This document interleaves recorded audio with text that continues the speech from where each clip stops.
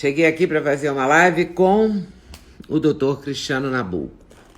Dr. Cristiano Nabuco é psicólogo com doutorado pela Universidade de Minho, Portugal, pós-doutorado pelo Departamento de Psiquiatria da Faculdade de Medicina da Universidade de São Paulo.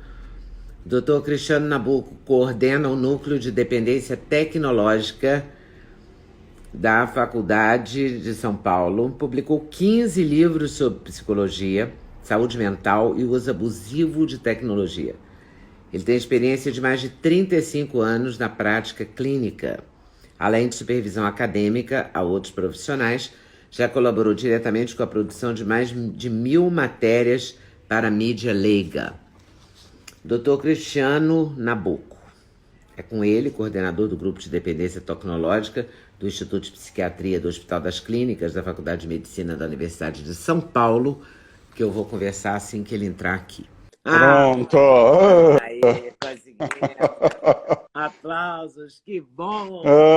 Meu Deus do céu, tudo certo, tudo certo. Tava tudo com uma certo. confusãozinha aí, né? Foi. Mas, na verdade, eu estava aqui jogando uma conversa fora, porque alguém falou, você acha que as pessoas vão voltar para a academia? Eu falei, acho que sim, está todo mundo doido para ter vida normal, mas só que a vida normal não será normal como era antes, né? O normal vai ser Exatamente. diferente, né? Exatamente. O que a gente entende, na verdade, é que, do ponto de vista do comportamento humano, né, Ledo, o que acontece? Nós sabemos que ao longo da vida nós passamos por muitas situações que elas nos forçam uma reflexão a respeito do sentido que nós vivemos, de como que nós encaramos a vida. Mas o que acontece, né? Vamos imaginar, por exemplo, no ano passado houve um tsunami do outro lado lá do mundo, então a gente é bombardeado aí por notícias algumas horas, alguns dias, mas isso passa muito longe, né?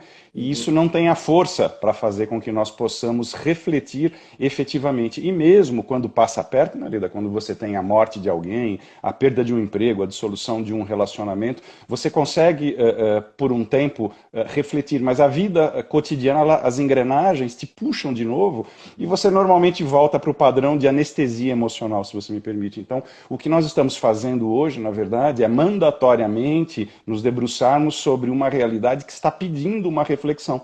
Estamos tendo que reaprender a viver com os familiares, estamos tendo que aprender a nos reapropriar daquilo que era nosso, né?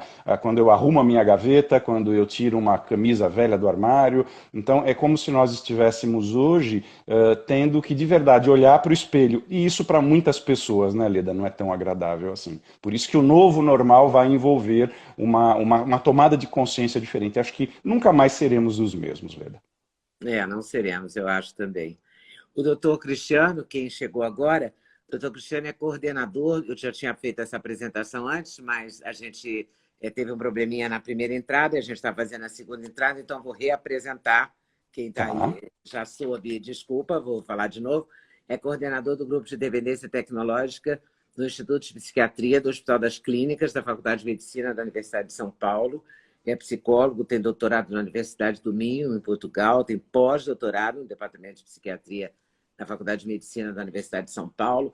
Enfim, é um especialista em dependência tecnológica.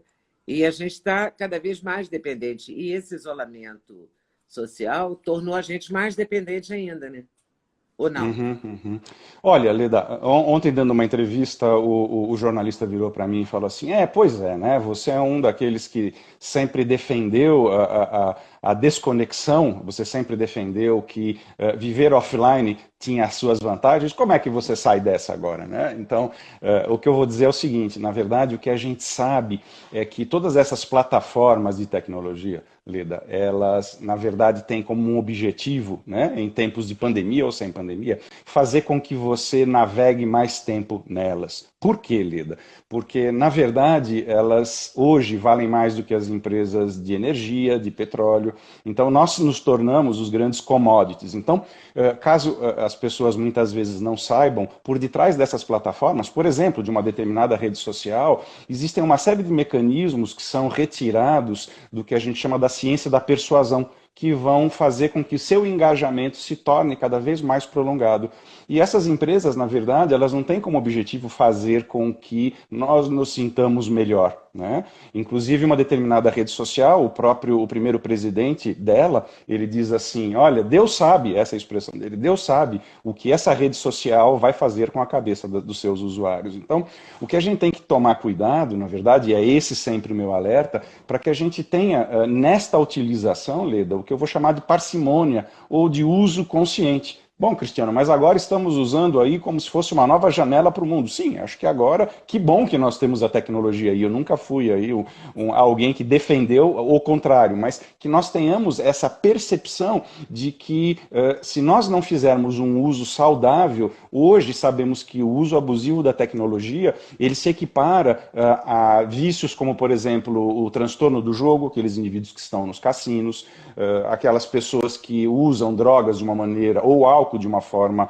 compulsiva. No cérebro, os mesmos circuitos, ou circuitos muito próximos, são ativos, fazendo então com que, vamos chamar assim, a perda do controle, ela ocorra muito facilmente. Principalmente, Leda, para terminar, nos jovens que têm menos de 25 anos. Porque o que acontece? O nosso cérebro não está plenamente formado até essa idade. E o que acontece? Ele vai sendo finalizado de trás para frente. A última região a ser formada é essa.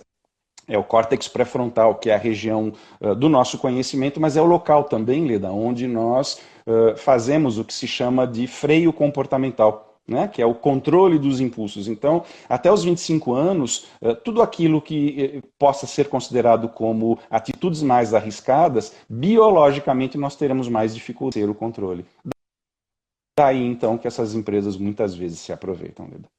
Ai, se aproveitam mesmo. E a gente também se aproveita delas, porque hoje eu vi de manhã, eu até anotei esses dados, pena que eu não trouxe para cá, onde eu estou instalada nesse momento. Eu deixei para falar de noite numa live que eu estou fazendo, chamada Clube da Notícia.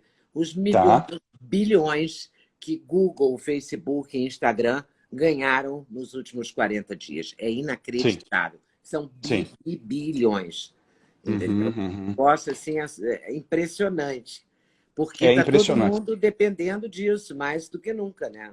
Basicamente, deixa eu te contar eu teria até uma síndrome de abstinência se eu não tivesse a internet. Sim, as pessoas acabam relatando síndrome de abstinência. Quando a gente fala em dependência tecnológica, as pessoas normalmente pensam assim, bom, mas isso não tem nada a ver comigo, né? Eu uso de uma forma recreativa, né? Mas quando você está na ponta lá da linha de um hospital público, onde você recebe jovens, né, adultos, Leda, que chegam a ficar 50, 55 horas conectados. Jovens que evacuam na calça direto para não parar de jogar. Nossa. Então, obviamente que isso começa a criar, na verdade, um problema maior. Só para te dar um exemplo, vamos imaginar que eu estou aqui conversando com você e eu faço um print aqui da nossa tela. Depois eu vou colocar na minha rede social B, né? O que acontece? No mundo concreto, você vai ter, aí no período de 1 hora, você vai ter 500 curtidas, eu vou ter 20 curtidas. Você acha que a rede social B ela vai te dar as curtidas, as 500 na primeira hora? Não. Ela vai te dar 20 curtidas na primeira hora, 50 na segunda, 30 na terceira, ou seja, ela vai prolongar a sua experiência por 24 horas. Ou seja, isso nos faz lembrar muito aqueles experimentos do ratinho na barra, né, pressionando para ganhar a aguinha.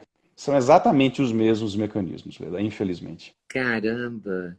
E agora, acho que nesse isolamento, a gente passou a utilizar, até pessoas que não utilizam. Ontem mesmo eu passei um tempão tentando explicar para um amigo meu como é que ele comprava numa determinada loja de produtos alimentares, digamos assim. Não quero falar marcas e tal, para não identificar, mas ele não conseguia e tal. Ele escreveu e-mails e tal. Quer dizer, o e-mail já virou uma coisa meio obsoleta.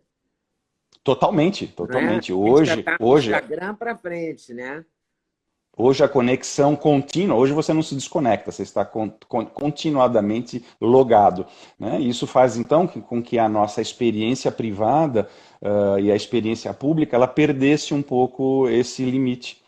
Hoje nós, infelizmente, muitas pessoas se tornaram orgulhosas de poder glamourizar, vamos chamar assim, um cotidiano, como o prato de comida, a roupa, o look novo, e isso faz com que muitos jovens, principalmente, entendam que esse é um caminho a ser seguido. Né? Um exemplo que eu gosto de dar para a gente poder compreender melhor o que acontece é mais ou menos assim. Quando a gente se debruça sobre a nossa história, nossos ancestrais, o Homo sapiens, lá atrás, 300 mil anos, né?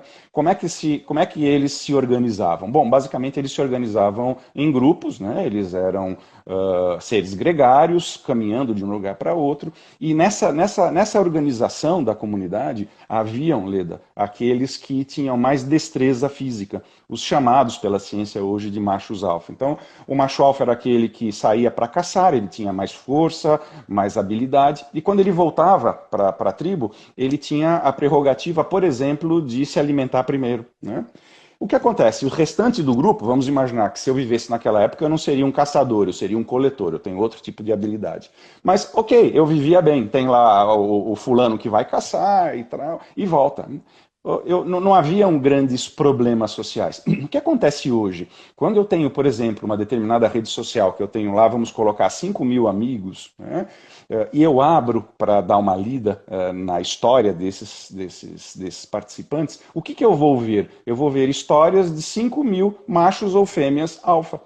Né? Todo mundo está exagerando, criando um verniz excessivo sobre as experiências, fazendo então com que meu cérebro entenda, caramba, né? Todo mundo consegue fazer algo que seja irrelevante e eu tô aqui na minha casa, vivendo com os meus problemas, com a dificuldade no relacionamento, meu trabalho. Então, é como se muitos indivíduos se sentissem forçados a começarem a postar também de uma maneira excessiva, criando então um looping onde cada vez mais eu preciso, cada vez que eu tenho uma curtida, eu recebo aí uma dose de dopamina do meu cérebro, ou seja, vira um mecanismo bioquímico aí muito poderoso e perigoso, Leda. E na verdade as pessoas postam fotos sempre bonitas, sempre com corpos maravilhosos, com pratos Uhum. maravilhosos, com comidas maravilhosas, né? Ninguém posta uma foto de sofrimento, né? Muito raro. Eu acho que eu não Não, recebo não. nenhuma delas. 95% das fotos que sobem para as redes sociais foram retocadas antes de serem É. postadas. Ou E o seja, pior é aquilo que, não é verdade. inclusive, eu tenho uma vontade horrível. Hoje mesmo eu vi um. Me mandaram de manhã uma mensagem, até era uma mensagem simpática. Eu fui abrir a foto para ver se eu conhecia a pessoa e eu levei um susto, porque era tanto filtro, era tanta coisa que se ela é assim mesmo, ainda bem que eu não conheço, entendeu? Porque seria um Uhum. susto esse encontro. Porque as pessoas botam muita coisa na foto, muito filtro, para Isso, ficar muito isso, jovem, muito bonito, muito magro, muito isso, muito aquilo.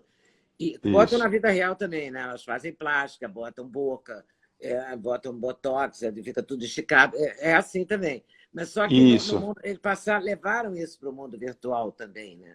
Não isso. só levaram. O mundo Levaram. virtual Existem está até tudo muito. alguns Está tudo pesquisadores, muito inclusive, falso, não está, não? o tempo todo, né? Alguns pesquisadores, inclusive, já relataram, Leda, que quando as pessoas, em outras épocas, buscavam uma consulta com um cirurgião plástico, eles levavam as fotografias ou daquele modelo, ou daquela modelo, de alguém que eles nutriam algum tipo de admiração.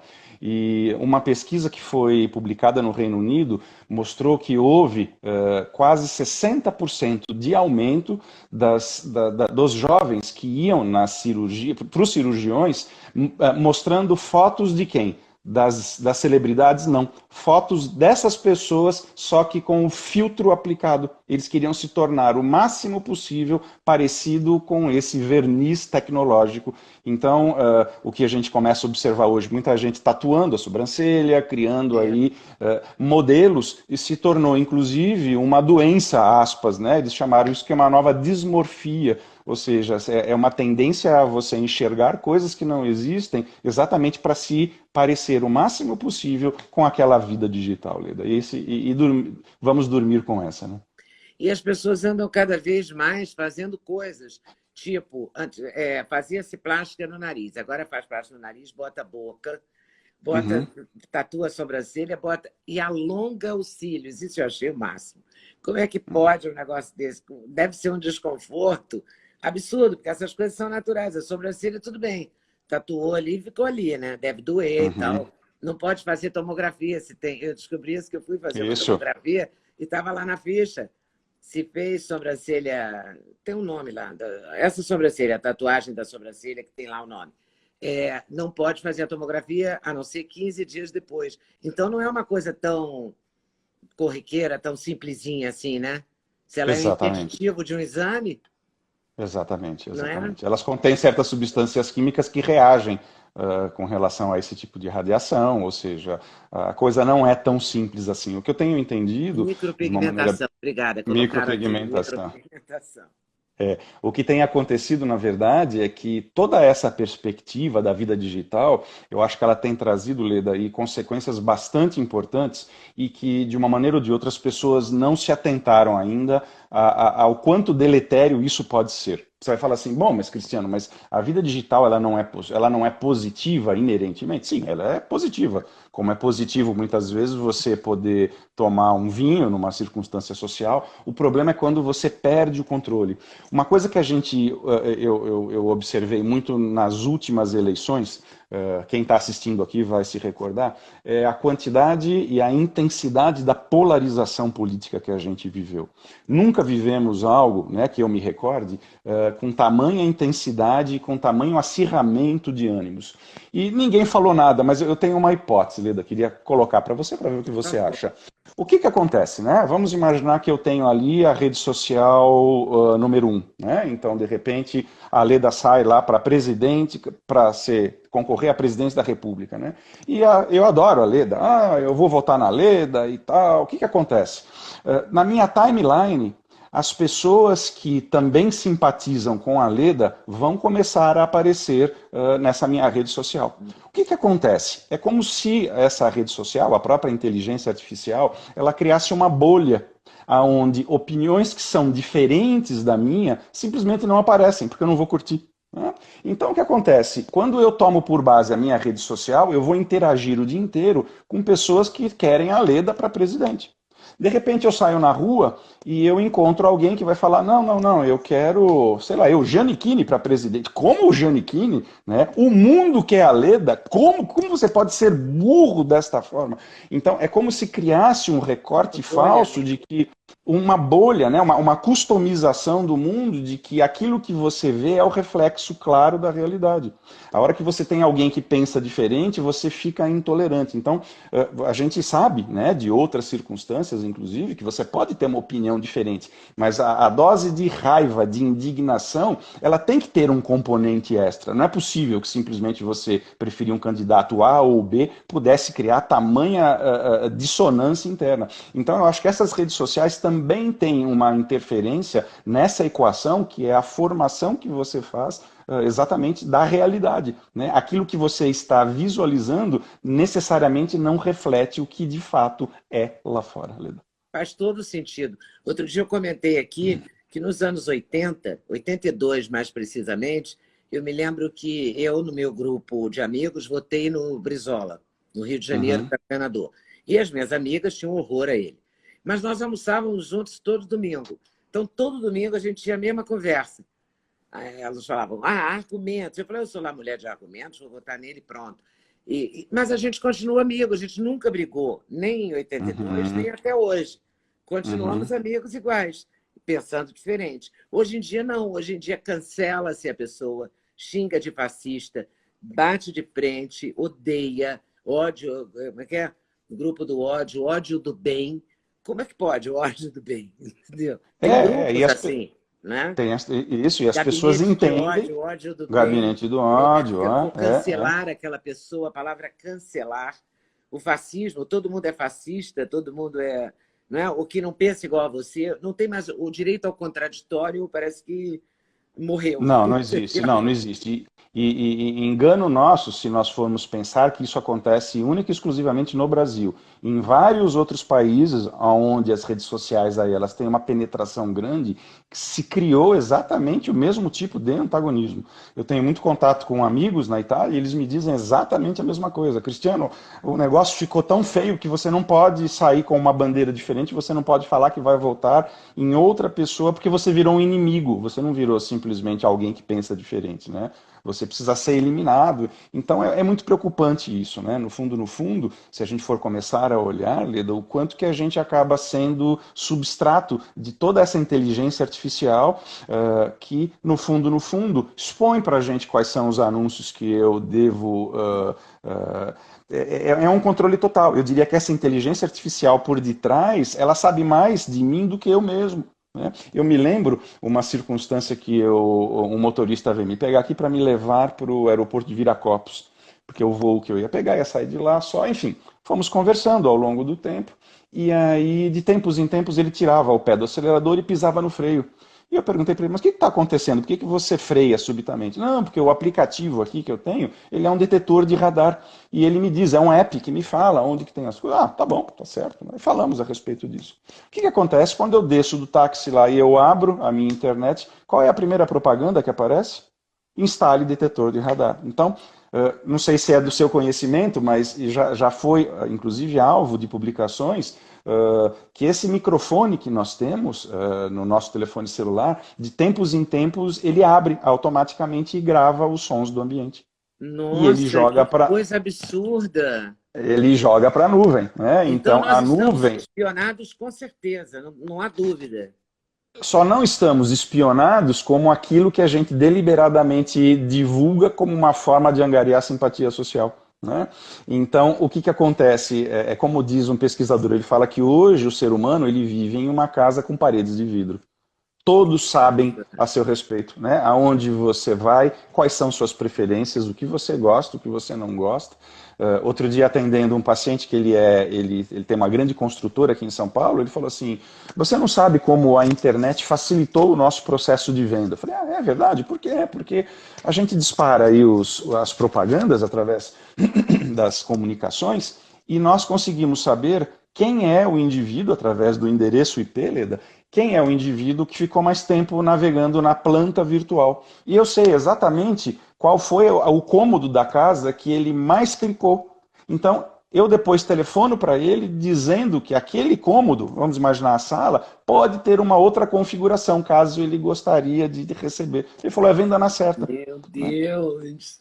E aí, né? Quer dizer, qual é a saída, né? É muito difícil. Então, eu acho que essa é a ideia que nós temos desenvolvido, principalmente no nosso ambulatório, é de que tenhamos um uso consciente. Tem problema usar a tecnologia? De forma alguma. Né? Ela está aí, serve, né? Ela me dá o aplicativo do trânsito, ela me faz localizar o restaurante, ela me faz eu seguir minhas filhas se elas estão indo de um lugar para outro e eu preciso estar monitorando, enfim. Mas, ao mesmo tempo, existe um efeito colateral bastante importante, bastante grande, que é essa contrapartida. Né? Quer dizer, como dizem alguns, né? Em troca de uma conta de e-mail, em troca de alguns vídeos de gatinhos engraçados, você vai lá e aceita, né, as condições, aonde parte desse aceite consiste em você passar para essas empresas todo o seu histórico de navegação. Né? É muito complicado, porque a gente não vai parar de usar, não tem volta, né?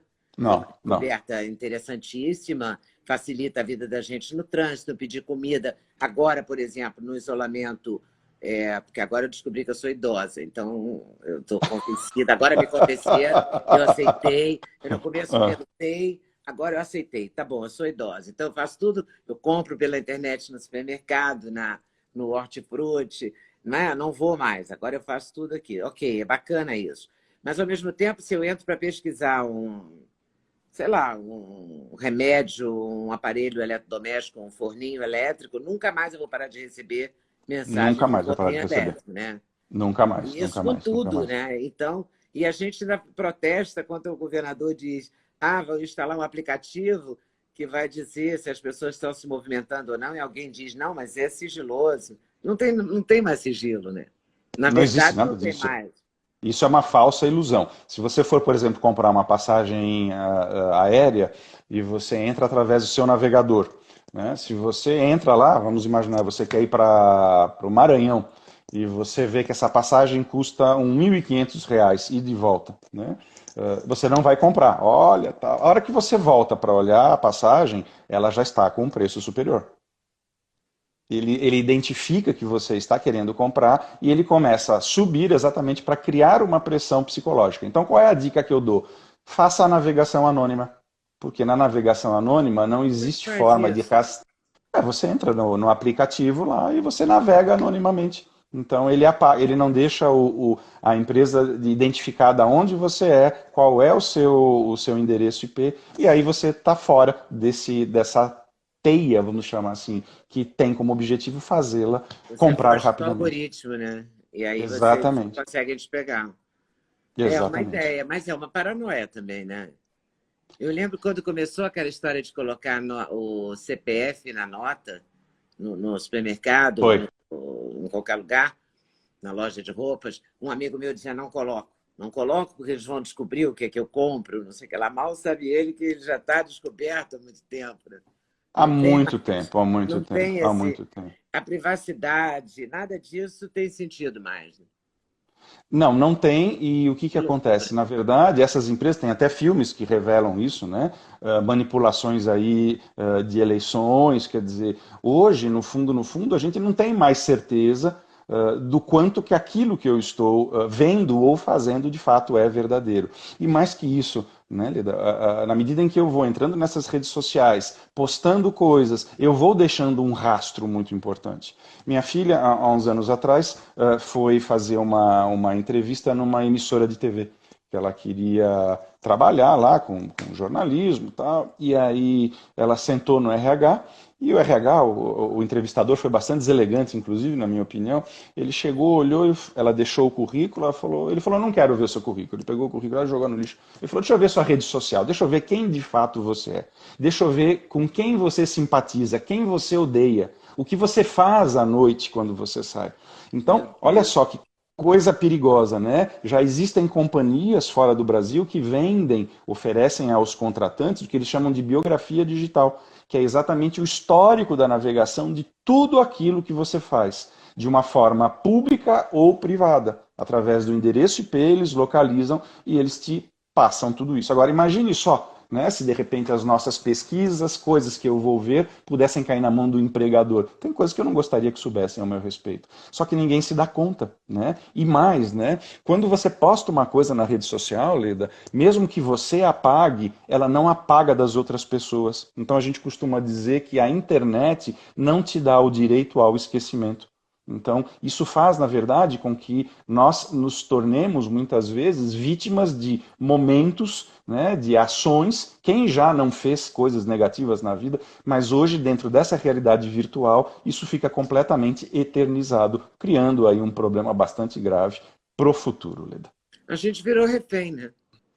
É, A gente é viramos, refém. viramos, Não é? Do viramos, refém da sua viramos. ideia, quando você tinha, sei lá, eu entrei na internet já adulta, já quase idosa, mas as crianças, as pessoas mais jovens que entraram, né, ou estão entrando ainda, pré-adolescentes e tal, não terão nenhuma privacidade nunca mais, né? Nada que. Porque muitas vezes você, com 15 anos, acha uma coisa, não é? Dificilmente você vai achar a Isso, mesma coisa com 30, às vezes você muda nesse percurso. E isso, é do isso, humano isso, né? É um direito e exatamente. é do humano. Mas no caso da internet, não, ele fica ali carimbado para o resto da sua vida. Sim, sim. E pode E ser já usado pensou contra qual, você a qualquer momento. bom, exatamente. Você imagina o quanto que isso na sua vida adulta não pode te criar um problema, né? Eu lembro que eu atendi uma vez, Leda, Pode criar vários.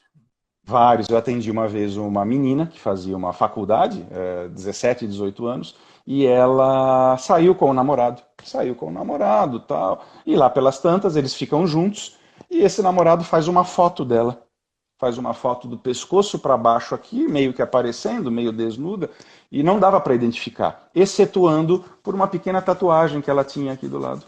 Obviamente que essa rede social, né, ela postou a foto e as pessoas da universidade descobriram, olha lá, fulana ficando com ciclano e tal. O que aconteceu? Essa moça tentou suicídio 2 vezes porque a reputação dela foi, assim, devastada. Então, o que acontece é que muitas vezes nós entendemos e lidamos com as redes sociais, principalmente, de uma forma bastante desavisada, muito ingênuos, né? Ah, não tem problema, eu vou compartilhar aqui. Não faça isso. Não poste nada no calor do momento, né?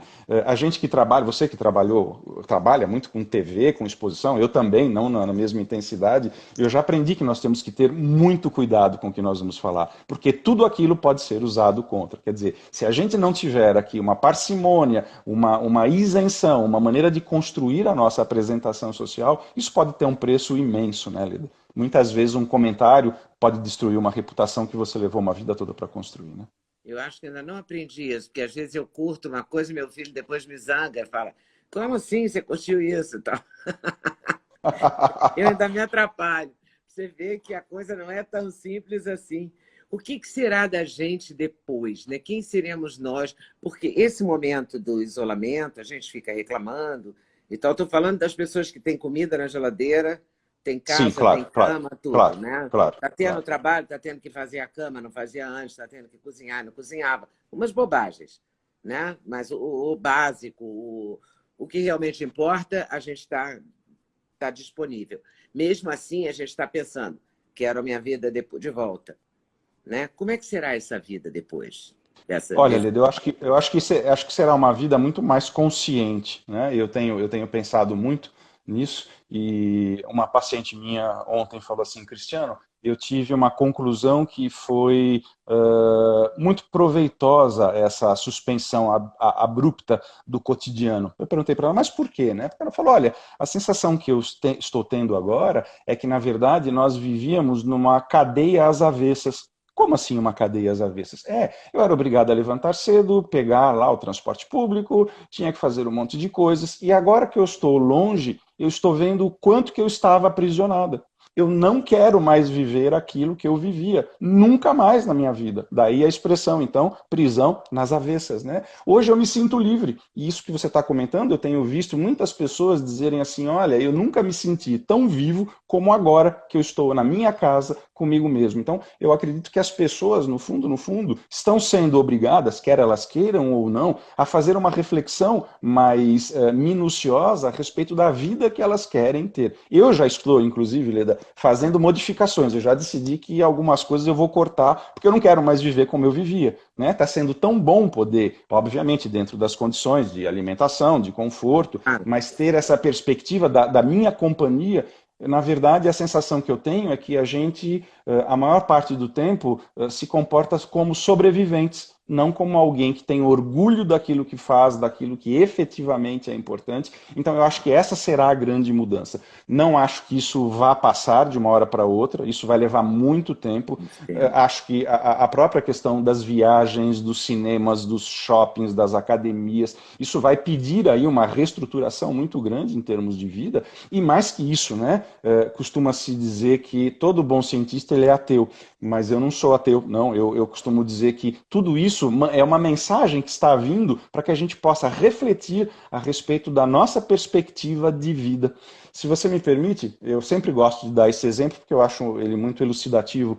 Aristóteles, já há muitos anos, né, quase 2000 anos, ele já abordava muito essa questão do qual é o propósito da vida. E ele dizia, ele usava uma palavra chamada eudaimonia. A eudaimonia é uma tradução mais ou menos ligada qual é o propósito da sua vida. E quando eu faço essa pergunta, muitas vezes, para os meus pacientes, muitos me dizem assim, meu objetivo de vida, Cristiano, é ser feliz. Né? E o Aristóteles já falava, muita gente falava lá atrás que queria ser feliz. Mas o Aristóteles ele pega uma expressão da botânica e ele diz assim, Cristiano, né? O que te faz feliz, Cristiano? Eu falo, Leda, o que me faz feliz é comer uma boa pizza, né? Como paulistano, adoro uma boa pizza. Mas aí o Aristóteles pergunta, Cristiano, mas a pizza, né? Comer a pizza te faz florescer enquanto pessoa? Eu falo, não. Não. Então, eu acho que nesse momento que nós vamos entrar, as pessoas vão começar a estar muito mais ligadas e conectadas com essa ideia do que efetivamente faz com que eu consiga colocar adiante meus projetos dentro de uma perspectiva maior, que não seja só ganhar dinheiro, ter status, trocar de carro, viagem, quanto que eu me sinto integrado e equilibrado comigo mesmo. Eu acho que esse é o grande ponto. Né? Qual será o propósito da vida? Nós estamos tendo uma oportunidade ímpar, como eu acho que nenhuma época da Geração humanidade. anterior teve, Nenhuma... né? Então, é hora de falarmos a respeito de quem eu quero me tornar. Né? E eu acho que isso é muito produtivo. O que me faz florescer. Essa é O que uma te faz bela florescer, Leda? questão, hein? É uma Não bela é? questão para pensar, para escrever, né? Para buscar essa resposta. Isso, Muito isso. bom isso, muito bom. Outro dia eu ouvi um verbo também, que não existe o verbo, mas é boa a ideia do verbo, que é esperançar, não é? Uhum, uhum. É um momento de também esperançar. Quem convive bem consigo mesmo está vivendo melhor esse momento de isolamento.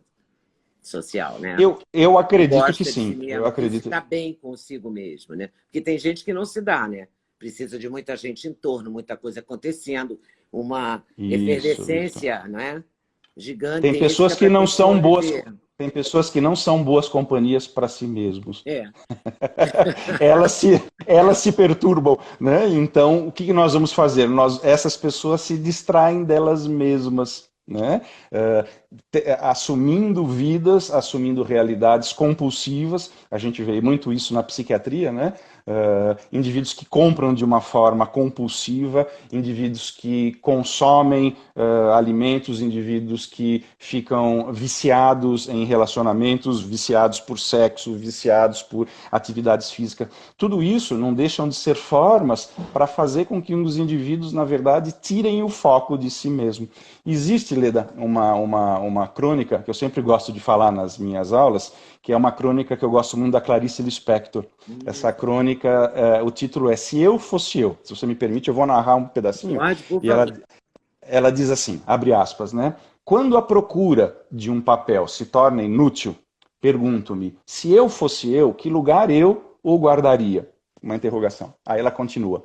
Na maior parte das vezes, eu acho o objeto perdido. Mas a pergunta, se eu fosse eu, ela é tão séria que eu começo a pensar, vírgula, diria melhor sentir. 3 pontos. Aí ela faz a seguinte pergunta. Prezado leitor, prezado leitora, se você fosse você mesma, quem você seria e onde você estaria?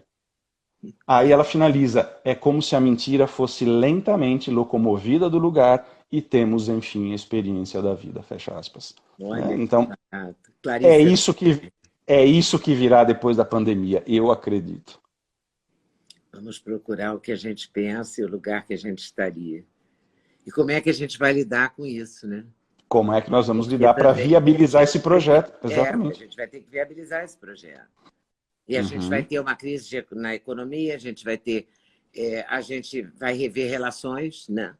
Porque uhum, esse uhum. isolamento também te fez ver pessoas que são fundamentais, pessoas que você nem acha tão Perfeito, perfeito. fundamentais assim, não é? Que você Isso, achava que isso. eram fundamentais e não são mais, né?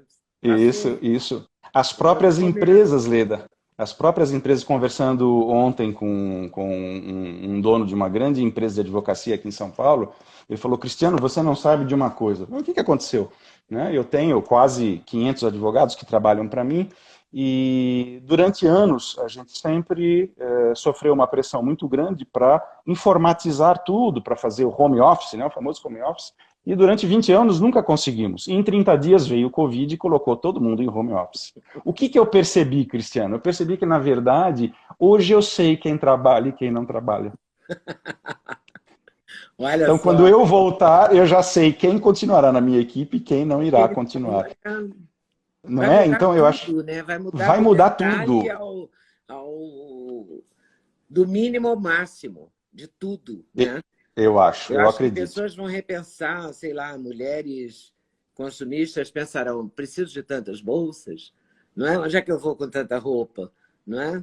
E tem pessoas que estão cólicas porque não estão indo ao shopping, né? Porque Leda, precisam disso, porque também é uma compulsão, comprar também é uma compulsão, né? Beber é uma eu, compulsão. Tudo eu isso é acho que muito complexo. algumas pessoas, elas continuarão as mesmas, né? Infelizmente. Eu li É. uma matéria, eu não sei em que jornal que foi, que após a abertura, né, a volta da quarentena lá, da vida normal na China, eu não sei se que loja de departamento, de bolsas, aí ela vendeu 2 milhões de dólares em um dia. Né? Foi uma gripe Depois de famosa. uma grife famosa, né? Então, o que eu entendo? As pessoas talvez continuem muito iguais, mas a minha crença é a de que hoje, tudo que nós estamos vivendo, Leda, ela foi como é que eu vou dizer? Foi uma circunstância que ela nivelou a todos. Por quê? Né? Você pode ter um carro de luxo na sua garagem e eu posso ter um carro muito popular. Você não vai conseguir fazer nada com o seu carro de luxo. Você pode ter bolsas de 40 mil reais e eu posso ter uma bolsa de 100 real que eu comprei lá no Largo da não sei o quê. Né? Você pode ser muito rica e eu posso ser muito pobre. Você pode ter o acesso a grandes hospitais e eu posso ter o acesso a hospitais simples. Só que o que acontece? né? Embora sejamos diferentes, nem eu nem você teremos acesso aos respiradores, porque está tudo lotado. É. Então nós nos tornamos iguais. Nós somos exatamente iguais, não importa da onde você vem, o que você faz ou o que você tem. Hoje, todos os seres humanos foram igualados por essa pandemia, fazendo então com que as pessoas, eu acho, como nunca, refletissem a respeito dessa necessidade contínua de ter e não de ser, né, Leda? É aquilo que a gente sempre persegue na vida madura. Né? Não vai ter jeito. A gente não pode ficar igual, não é possível. E poucas pessoas ficarão iguais. Tem que ser muito fora da casinha para ficar igualzinho depois Eu acredito. desse isolamento. Tem que ser muito. Eu acredito. Tem que ser um tipo de pessoa mesmo, muito específico para ficar igual. Porque mexeu tudo, não é? Uma pessoa que tem um avião, o que adianta ela ter um avião? Ela também não pode voar. Não pode usar? Ela mesma, não pode voar. Né? Ela não pode voar porque eu não posso voar na ponte aérea, daí é horrível, meus amigos, mas a pessoa que tem um avião, é proprietária de um avião, também não pode voar. Não pode voar. Né? Você pode ter um nunca barco. andou de avião também não vai voar, então ninguém vai voar. Então ninguém você vai pode, ter acesso. Você pode ter uma conta bancária recheadíssima. Você não vai fazer nada com ela agora. É muito doido. Isso não tem que eu mudar acho as que... pessoas, não é possível. Tem que mexer com a cabeça das pessoas. Não eu pode acho que feito. Pode mexer mais, mexer menos, não é? Com as cabeças. Eu acredito que nós sairemos bastante diferentes exatamente por essa questão. Quer dizer, nós estamos sendo obrigados a nos deparar aí com facetas, vamos colocar assim, da realidade que nunca tínhamos pensado desta forma e nessa intensidade. Pode ser que depois de um tempo tudo volte ao normal, mas eu não acredito, não. Já me falaram, Cristiano, depois que passar o brasileiro é igual, ele volta ao normal, vai continuar gostando de samba, de futebol. Pode continuar gostando de samba, de futebol, mas eu acho que alguma coisa mais profunda vai calar lá dentro. Né? Eu estou vendo famílias que, de uma forma ou de outra, estão se aproximando como nunca se aproximaram. Então, as pessoas, na verdade, estão tendo uma oportunidade única em suas vidas, porque isso nunca mais vai acontecer. Né? Então, eu diria que nós estamos aí, talvez seja uma expressão um pouco exagerada, mas é assim que eu sinto, né? Na aurora, né? No começo de uma nova fase para a humanidade. Eu acredito que muitas coisas se modificarão, mesmo. Tomara que a gente mude hábitos, mude jeitos, mude gestos, né? Sim. E saia melhor, mas eu não sei, eu tô muito assustada com essa volta, porque hoje um médico me disse que o vírus já fez na região norte do país 5 mutações. Ele está mudando permanentemente. Então, não sei quando é que a gente vai ficar livre dele, entende? Né? Nesse raciocínio de que ele está mudando a cada região, a cada dia, a cada hora. Eu não sei o que vai acontecer. Quer dizer, quando é que a gente vai ganhar uma certa liberdade de novo, né? Eu acredito que tão cedo não vamos ganhar liberdade. Nós só ganharemos liberdade a hora que se inventar uma vacina. Logo no começo da chegada dele no Brasil, uma semana depois, já algumas pesquisas já haviam dito que apenas no Sudeste ele já tinha sofrido 19 mutações. Olha que loucura.